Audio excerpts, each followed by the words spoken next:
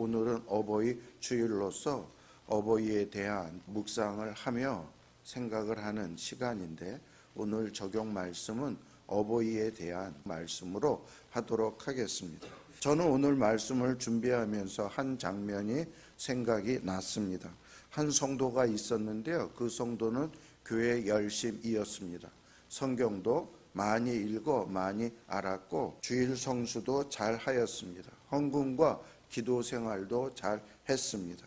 교회 생활에 있어서는 어느 거 하나 흠잡을 것 없이 잘한 성도였습니다. 그런데요, 참 이상한 일이 일어났습니다. 그것은 같이 있는 가족들이 그를 힘들어 하는 것입니다. 직장에 있는 직장 동료들도 그를 힘들어 했고요, 그와 가까이 있는 사람들은 다 그를 기피했습니다. 왜 이런 일이 일어났는가 알아보니 그의 마음이 철저히 자기 중심적이었습니다. 일이 자기 뜻대로 되지 않으면 얼굴이 굳어져 버리고요, 자기의 기대에 못 미치는 사람이 있으면 그에게 거친 말을 하여서 상처를 주곤 하였습니다. 교회 일에는 열심히 가득했지만 그러나 대인관계나 삶에 있어서는 온유함을 찾아보기 어려운 교우였습니다. 여러분, 이것이 어떤 한 사람의 이야기일까요? 어쩌면 나의 이야기를 여러분께 한 것인지 모릅니다. 또 우리의 모습 중에 아픈 모습이 이 모습일 수 있습니다. 사실 이 모습은 고린도 교회 성도들이 가지고 있는 모습이었습니다. 고린도 교회는 당대의 최고의 은사를 누리던 교회였습니다. 방언을 하고 예언을 하고 지식도 누구보다도 풍성한 지식을 가진 교회였습니다. 그런데 바울은 고린도전서 13장에서 이 교회에 대한 진단을 냉정하게 합니다. 그 모든 은사가 있어도 사랑이 없으면 아무것도 아니다. 소리나는 꾸리와 울리는 꽹과리에 불과하다. 시끄럽다. 소음에 불과하다. 이렇게 말한 것입니다. 그러면서 바울은 사랑이 무엇인가, 사랑의 본질에 대해서 하나하나씩 말하기 시작을 합니다. 지난주에는 사랑은 오래 참는 것이다. 그 다음에 사랑은 언제나 온유한 것이다. 이렇게 말씀합니다. 여러분, 이 말씀 속에 중요한 기준이 있습니다. 내가 사랑하는 자인가, 사랑이 있는 자인가, 없는 자인가, 이 말씀 속에 우리를 체크할 수 있는 리트머스 시험지가 들어 있습니다. 온유라는 말, 이것은 헬라어로요, 크레스튜에타이. 이 단어의 뜻은 좋다, 친절하다, 유익하다, 이러한 뜻이고요, 부드럽다라는 뜻도 있습니다. 그래서 영어 성경에서는 이것을 다양하게 번역을 하는데 kind, 또 good, 좋다, gentle, 부드럽다, 이런 이야기로 번역해 놨습니다. 그런데 여러분, 이 온유하다라는 말씀을 특히 기억해야 할 것이 있는데요, 이것은 성경에서 특정한 분을 묘사할 때 이 단어를 사용하곤 했습니다. 그분이 누구입니까? 바로 하나님이십니다. 시편 34편 8절에 보면 너희는 여호와의 선하심을 맛보아 알지어다. 여기서 선하심이 크레스투에타이, 바로 온유함입니다. 원어로 직역을 하면 여호와의 온유함을 맛보아 알지어다 라고 말하신 것이고요, 신약 성경에서 예수님도 말씀을 했습니다. 그는 은혜를 모르는 자와 악한 자에게도 인자하시니라. 이 인자가요, 크레스투에타이. 다시 말씀드리면 악한 자에게도 온유하신 하나님이시다, 이렇게 말씀을 하신 것입니다. 사도 바울이 온유하다라고 말한 것은 단순히 사람들에게 친절해야 된다라는 도덕적 측면을 이야기한 것이 아닙니다. 이것은 하나님 자신의 성품이 이런 성품이다. 그러므로 너희는 하나님으로부터 이런 은혜를 받았다, 대우를 받았다, 이렇게 말하는 것입니다. 심지어 저기에 뭐라고 말했습니까? 은혜를 모르는 자에게도, 또 악한 자에게도 하나님은 온유함을 베푸시는 분이시다라고 말을 한 것입니다. 이게 온유입니다. 온유는요, 또 원어상 형용사가 아니라 동사로 쓰여 있습니다. 그래서 온유한 사람이라고 말하는 것이 아니라 온유하게 살아야 한다, 행동해야 된다, 이런 뜻으로 성경에 기록하고 있는 것입니다. 온유는 타고난 성품을 말하는 것이 아니라 매 순간 선택하고 실천하는 행동이어야 된다. 바울은 매 순간 삶에서 온유를 나타내고 온유를 실천하라 라고 말합니다. 그런데 여러분, 왜 우리는 그렇게 하지 못하는 것일까요? 그 이유에 대해서 생각해 보도록 하겠습니다. 사람들은요, 보통 낯선 사람들 앞에서는 자신을 편집합니다. 좋은 모습만 골라 보여주고 거친 모습, 그렇지 않는 모습은 뒤로 감춥니다. 하지만요, 가장 가까운 사람들에게는 이 편집을 멈춥니다. 있는 그들의 모습을 보여줍니다. 왜 이런 일이 일어납니까? 저 사람은요, 내가 무슨 모습을 보여도 무슨 행동을 해도 나를 떠나지 않을 것이다 라는 무의식적인 확신이 있기 때문입니다. 아이러니하게도 이런 확신 때문에 우리가 마땅히 행해야 할 가장 가까운 사람에게 온유함을 보이지 못하는 일들이 일어나는 것입니다. 그런데요, 여러분, 이것은 단순히 개인적인 문제뿐만 아니라 우리 삶에 구조적인 문제가 있기 때문에 이런 모습이 나타나곤 합니다. 우리는 하루 종일 세상에서 살면서 우리가 가지고 있는 에너지를 많이 사용합니다. 직장에서 참으면서 일하고, 관계 가운데에서 다른 사람을 배려하면서 살고, 공동체에서 친절을 배려하면서 삽니다. 그러다가 지친 가운데 정작 소중한 사람이 있는 집에 돌아왔을 때 우리에게 남아있는 에너지가 거의 없습니다. 텅 빈 창고에서 억지로 무언가를 짜내려고 하니까 거기에서 무언가가 나올 수 없는 거죠. 나오는 것은 짜증과 무례와 냉담뿐이 나올 수 있습니다. 이것을 보면 우리의 온유함은 철저히 조건적인 온유함인 것을 알 수 있습니다. 내가 컨디션이 좋을 때, 내가 푹 충분히 쉬었을 때에, 또한 상대가 내 기대에 맞추어 줬을 때 온유함이 나타납니다. 그런데 이런 조건이 충족되지 않으면 내 온유함은 흔적도 없이 사라지고 나쁜 모습, 죄성의 모습이 그대로 드러납니다. 하지만 우리가 더 온유하지 못하는 근본적인 이유가 있는데요. 그것은 우리 마음 깊은 곳에 사랑의 결핍이 자리 잡고 있기 때문입니다.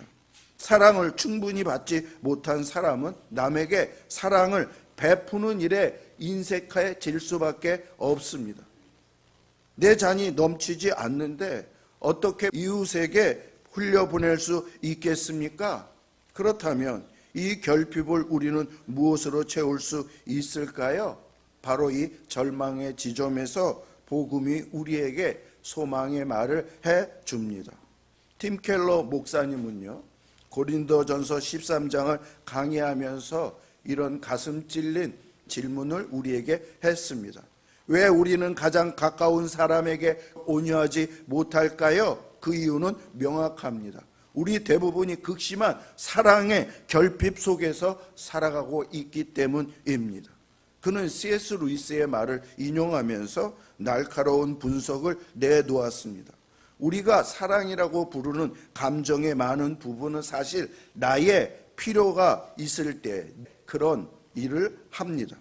누군가 나의 인정 욕구를 채워주고 외로움을 달래줄 것 같을 때에는 우리는 친절합니다. 하지만 내 필요가 채워지지 않는 순간 우리의 친절함, 온유함은 신기루처럼 사라지고 맙니다. 팀 켈러 목사님은 이것을 사랑의 부유함이라는 단어로 설명을 했습니다. Emotional wealth, 우리의 감정, 사랑이 풍부하고 부유한, 그럴 때 여러분, 재산을 아주 많이 가진 부자는요, 돈을 쓰는 데 있어서 인색하지 않습니다. 왜? 써도 그것이 없어지지 않기 때문에 나누어 주어도 계속적으로 충분하기 때문에 그들은 여유 있게 돈을 사용하곤 합니다. 그런데 가진 것이 없는 가난한 사람들의 모습은 어떠합니까? 작은 것 하나에도 무척 예민한 반응을 합니다. 내가 가진 것, 이것 안 뺏기려고, 안 없어지게 하려고 손에 꼭 움켜쥡니다. 똑같습니다. 하나님께 충분한 사랑을 받은 것을 깨달은 사람은, 그리스도 안에서 내가 완전히 받아들여졌다라는 것을 믿는 사람은 다른 사람에게 인색하게 굴지 않습니다. 상대가 나를 어떻게 대하든 내 존재의 가치가 흔들리지 않기 때문입니다. 나는 어떤 존재가 되었습니까? 하나님의 자녀가 되었습니다. 하나님 나라의 백성이 되었습니다. 하나님의 상속자가 되었습니다. 하나님으로부터 지금 받는 것이 많고 앞으로도 받을 것이 너무나 많이 있다는 것을 알 때 내 마음은 어느덧 여러 가지 하나님의 은혜로 부유해져서 다른 사람에게 선을 베풀고 나에게 있는 것을 나누어 주는 것이 어렵지 않습니다. 그런데 여기서 한 가지 반론을 얘기할 수 있습니다. 저도 설교를 준비하면서 스스로에게 물어봤습니다. 나는 신앙생활을 오래 했고 하나님의 사랑을 잘 알고 있는데 왜 여전히 온유하지 못한가?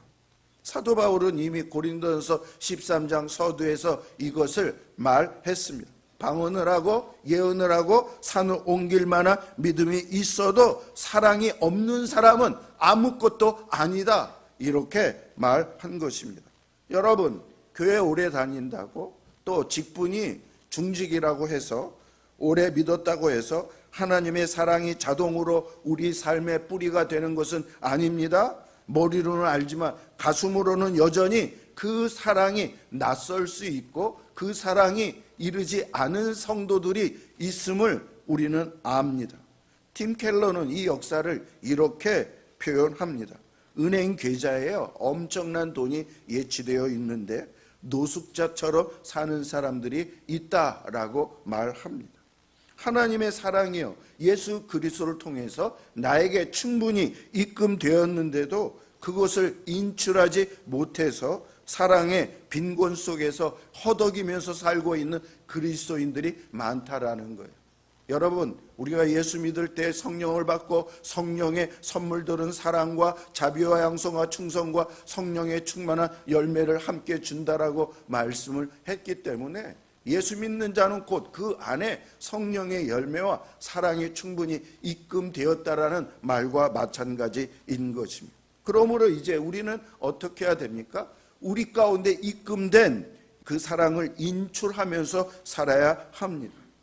어떻게 그 사랑을 나타내며 누리며 살 수 있습니까? 로마서 5장 8절에 우리가 아직 죄인 되었을 때에 그리스도께서 우리를 위하여 죽으심으로 하나님께서 우리에 대한 자기의 사랑을 확증하셨느니라. 네, 언제 우리를 사랑하셨다고요?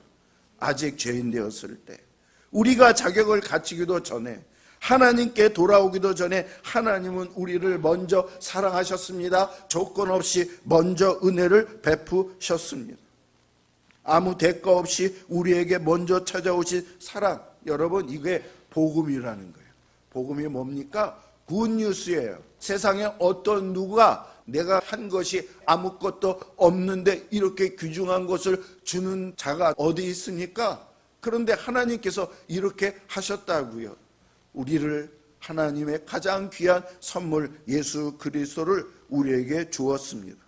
이 복음을 진심으로 받아들인 사람은 더 이상 상대가 어떻게 하든지 상관없이 우리가 받은 은혜와 온유와 사랑을 배출할 수 있게 된다라는 말씀입니다. 이미 충분히 사랑을 받았기에 내가 먼저 손 내밀 수 있습니다. 사랑할 수 있습니다.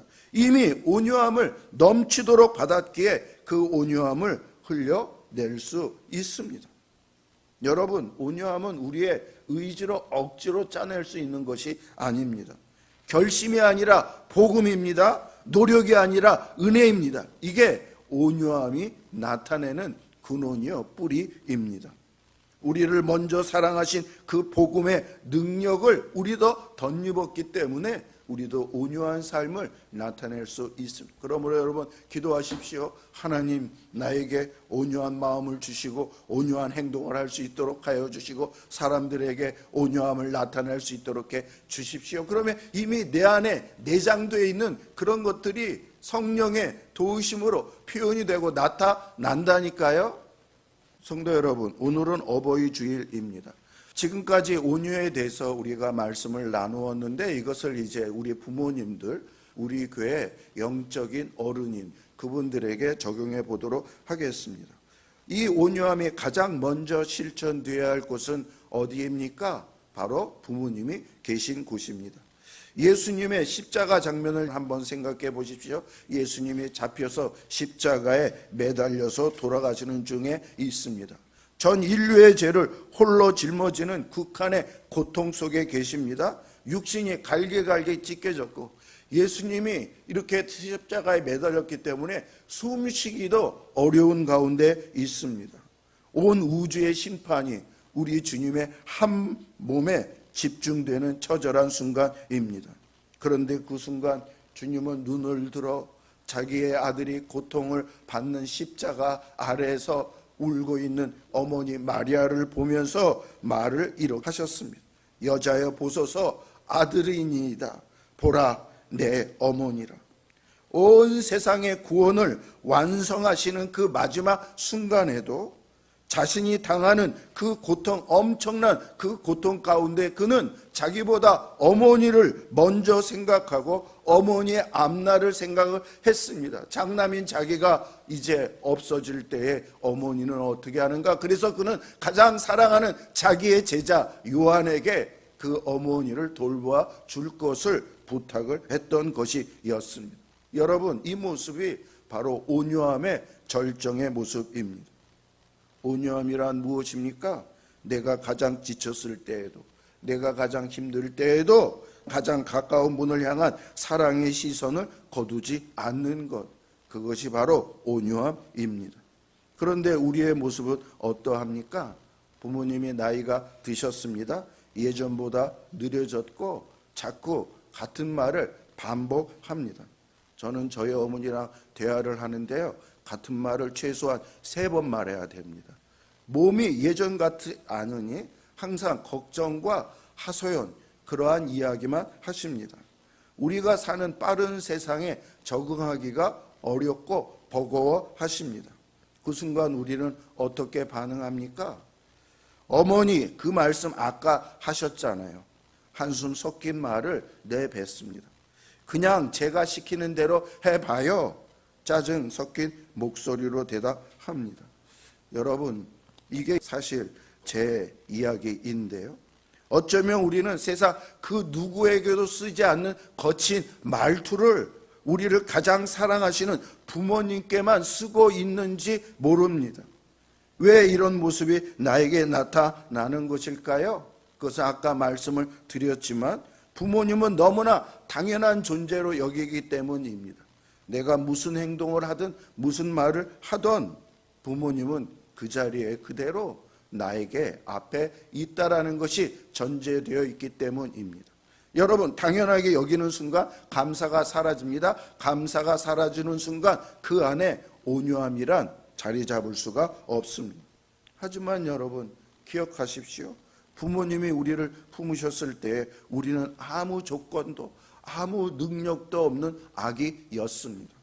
밤새 울어도 안아주고 실수 없이 수없이 실패하고 잘못을 하더라도 부모님은 받아주고 또 가르쳐주고 그러셨습니다. 우리가 온유함을 가장 처음 경험한 곳은 바로 부모님의 품 아니었습니다.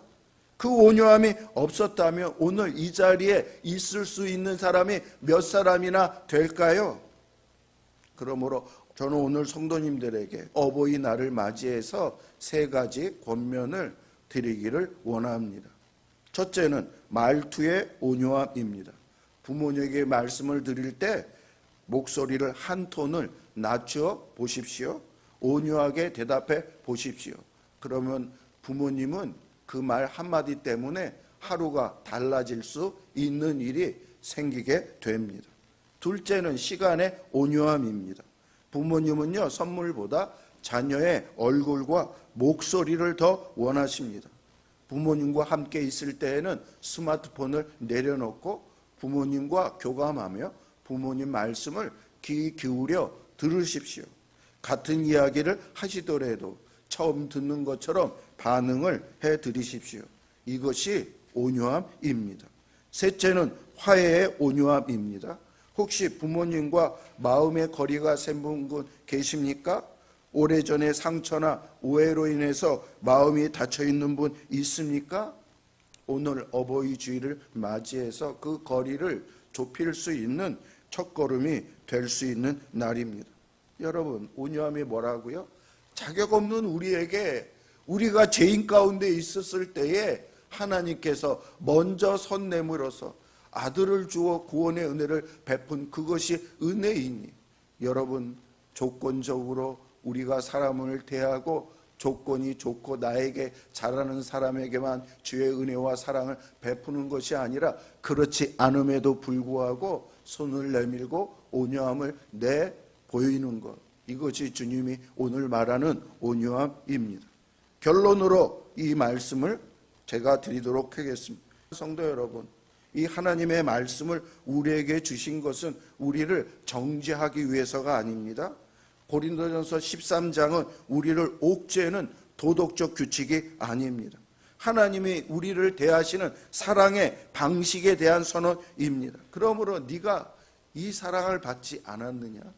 이 사랑을 받았다면 조금이라도 이 사랑을 반사하면서 나타내면서 사는 것이 하나님의 엄청난 사랑을 받은 자의 자격이자 의무이다, 이런 말씀을 하는 것입니다.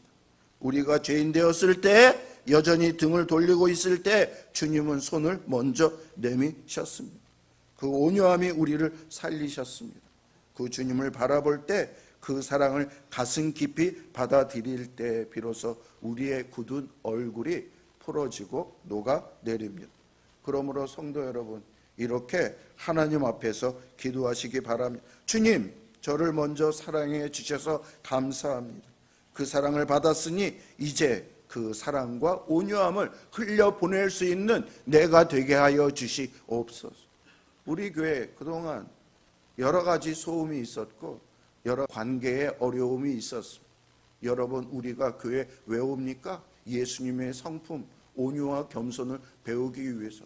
그것을 또 적용해야 할 곳이 어디입니까? 바로 교회입니다. 교회에서 온유하고 겸손하고 이렇게 해서 이곳이 바로 하나님을 믿는 자의 그런 모습이에요. 어제 우리 섬기는 이곳은 온유와 겸손으로 하여서 하나님의 공동체가 이루어지는, 하나님 나라가 이루어지는 곳으로 우리가 만들 수 있기를 바랍니다.